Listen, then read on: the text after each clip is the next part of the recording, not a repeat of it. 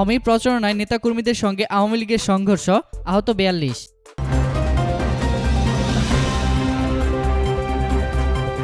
সাভারের আমিনবাজারে নির্বাচনী প্রচারণা চালানোর সময় ঢাকা 2 আসনে বিএনপির মনোনীত প্রার্থী ব্যারিস্টার ইরফান ইবনে আমান অমির নেতাকর্মীদের সঙ্গে আওয়ামী লীগের সংঘর্ষের ঘটনা ঘটেছে।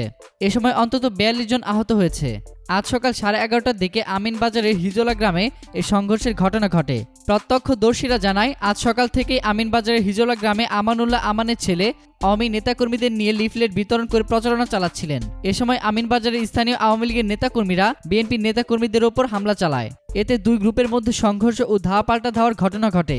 সংঘর্ষে আওয়ামী লীগের 2 জন নেতাকর্মী সহ বিএনপির অন্তত 40 জন নেতাকর্মী আহত হয়। এ সময় বিএনপি প্রার্থীর গাড়ি সহ অন্তত 3টি মোটরসাইকেল ও 5টি গাড়ি ভাঙচুর করা হয়। ঘটনার সত্যতা নিশ্চিত করতে আমিনবাজার পুলিশ ফাঁড়ির ইনচার্জ জামাল হোসেন জানান, সংঘর্ষের খবর পেয়ে আমিনবাজার পুলিশ ফাঁড়ির একদল পুলিশ ঘটনাস্থল পরিদর্শন করেছে।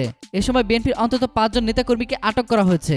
এই ঘটনায় ওই এলাকায় চরম উত্তেজনা বিরাজ করছে বলেও জানান পুলিশের ওই কর্মকর্তা। উৎস দৈনিক আমাদের সময় .com। নির্বাচনী সকল খবরাখবর পেতে ফ্রিকি নিউজের সাথেই থাকুন। ধন্যবাদ।